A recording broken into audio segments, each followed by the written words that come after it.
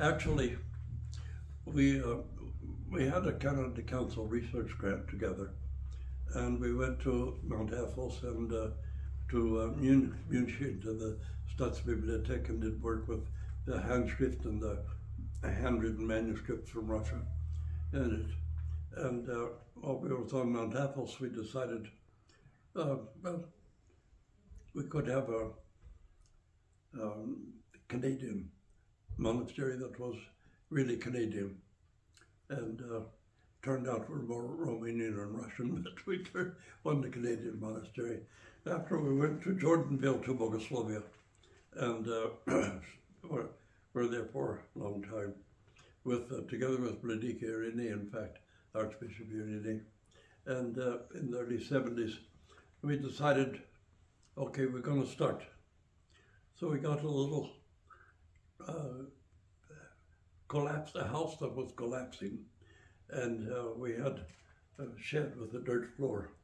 So we built a wooden platform on the top of the dirt floor. And we didn't have electricity, we didn't have heat in there. We had kerosene lamps and the kerosene paraffin heater, the kerosene tower heater. Sometime in the wintertime, it was cold and wet. We made a sort of like on each side of the kerosene heater, we made a tent out of plastic. We would always sleep with the feet toward the heater because if your feet are warm, the rest is okay. And so we were there for a year and then bought property way up on top of the mountain above Chilliwack. And also we didn't have running water, but and we had to heat and cook with wood all the time. But anyway, we built the monastery from there. That's how we started in it. Mostly we wanted to find a monastic life, but also to find something that we could express as Canadian. Although Vladika Barlam was Starobradzi, but it was always Starobradzi all his life.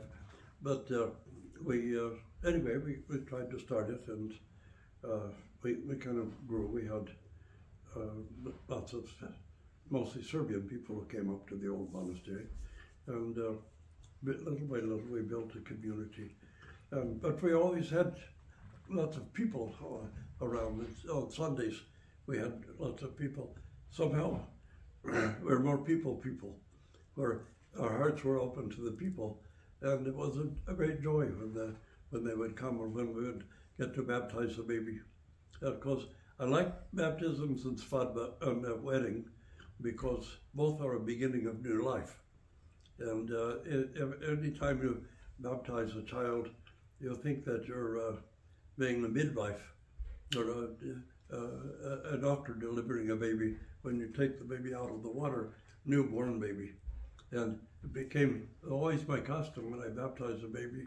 I take out of the water the third time, I always say Christos was Christ with the baby, because it really, the child is rising with Christ from the waters of baptism. Because the baptism waters are the womb of the church. The church is the bride of Christ, and the baptism water is the womb through which you're born into the church. So it's always such a joy to do a baptism. Now I can't do very well. I went to Squamish 2 months ago to baptize a baby because Andy drove me to Squamish. I baptized the mother, I baptized the grandmother, and I baptized now the baby. So I went all the way to Squamish to baptize baby. It was kind of a joy. 3 generations I baptized there. But anyway, I struggled in the beginning. I had to cut a lot of firewood for all winter, and a lot of firewood to heat with. And Vladika Barlam, of course, worked in the bibliothek, in the library at that time.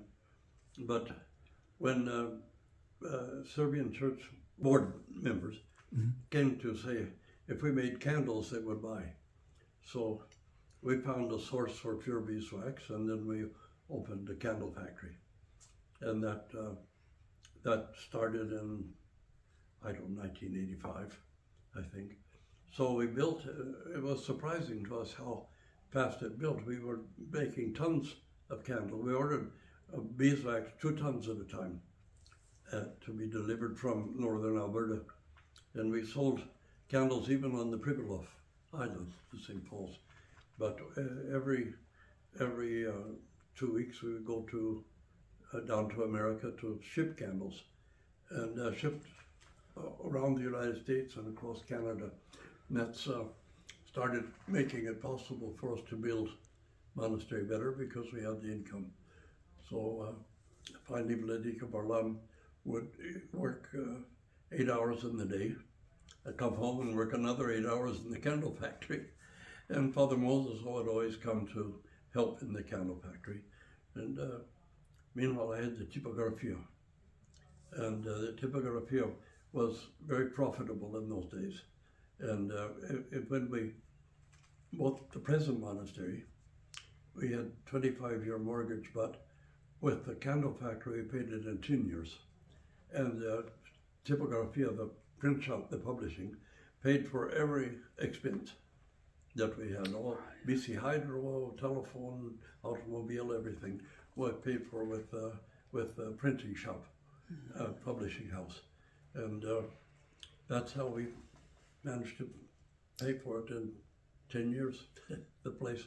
Then we started doing a lot of renovation on the building. I was the maintenance man. So most of what was built in those days I built, but Vladika Barlam was still working in the library, and he didn't retire till a little bit later, and still worked making the candles. So until he fell and broke his shoulder, then he couldn't make candles anymore.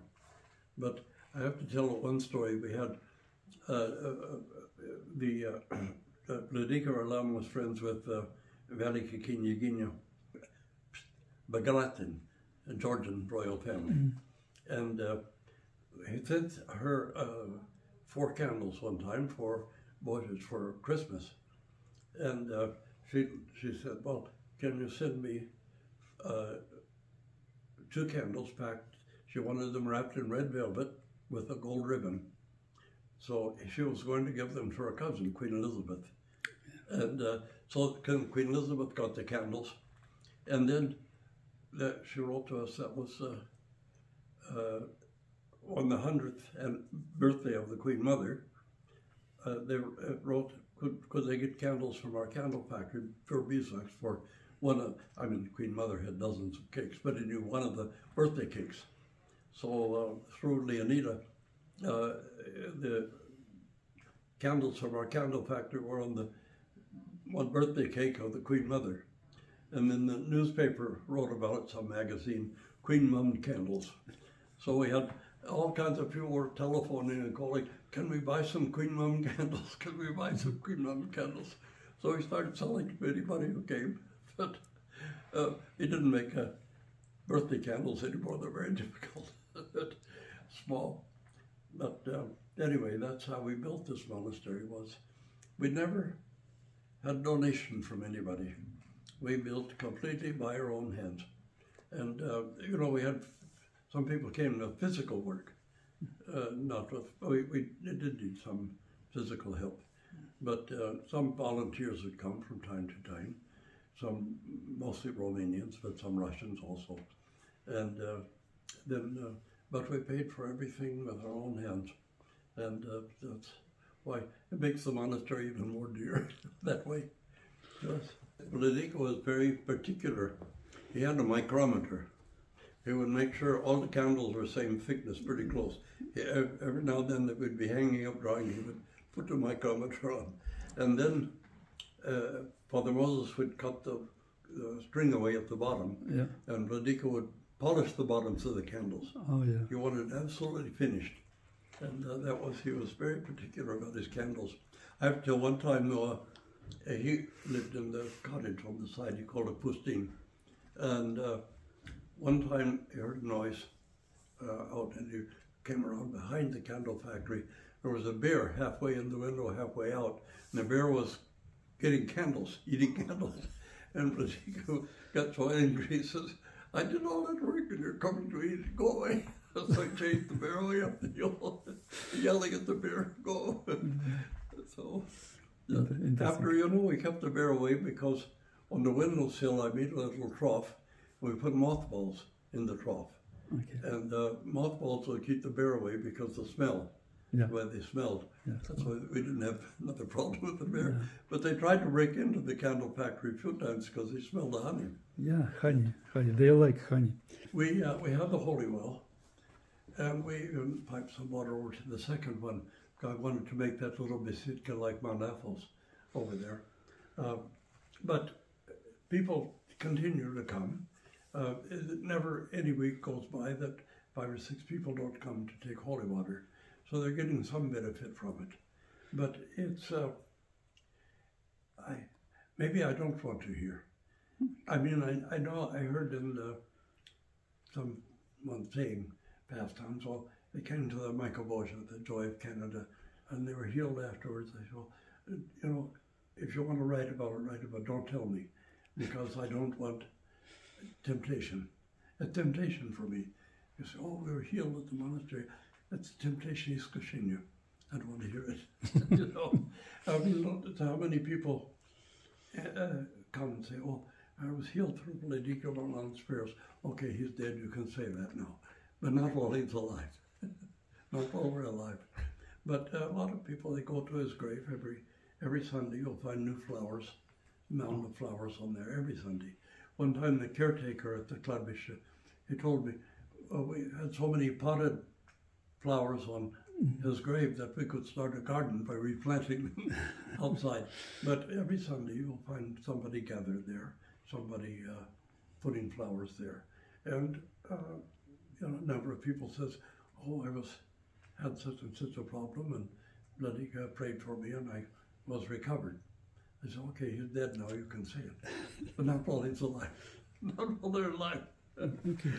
Sometimes celebrity comes here. Our Lilia Timoshkina usually arranges things. She's our angel. And she comes and arranges some things sometimes.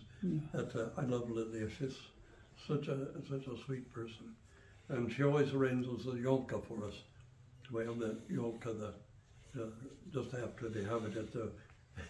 That's funny. I remember years ago, that hall on Campbell Avenue used to be a communist hall years ago. And then up the street this way was Ukrainian communist hall. That was in 63, 60, late 50s. And somehow the Russians bought it, made it a normal place. But she always arranges Yolka there and program for the children. And she's so good at that, She's a genius at working with the children. So we have the Yolka the Sunday after Nativity of Christ. Oh, Starostilny Nativity. The people here want to stay Starostilny. They don't want to use Novostilny. So that's what we do because of that. But those are the main days of all of it. So I was looking around, that memorial that was built by Georgi Pavlovich. And I always remember it. And the case for the Michael Boja was built by Georgi Pavlovich. And the epitaphorium, where the plaches for Pascha, that was built by Georgi Pavlovich. The rest of the woodwork was all done by Andy. You saw Andy outside. He made the holy table. He made the icon mounts over these places, and he built the bottom part for the Joy of Canada icon. So it's. But I always tell. Georgi Pavlovich is gone, but I tell him in my prayers anyway. I say, we have to remember you every Sunday because you're all around us, every place. So you're always there. So, but remember him. I remember his wife Maria. She used to straighten him out sometimes. That's what wives are for. An ordained priest, I always tell the wife, okay, your first duty is to keep your husband humble. But women were good at that. You know, I ordained one priest, and he called his wife, and he, back in Florida, he says, "Honey, I'm a priest now." And she said, "That's nice, dear, but you still have to take the garbage out." Okay. That's the first duty of the priest's wife, not to keep their husband humble. The last Sunday in July is always the feast of the monastery, the feast of the Michael Boja, the Joy of Canada, and that's the big day for the time.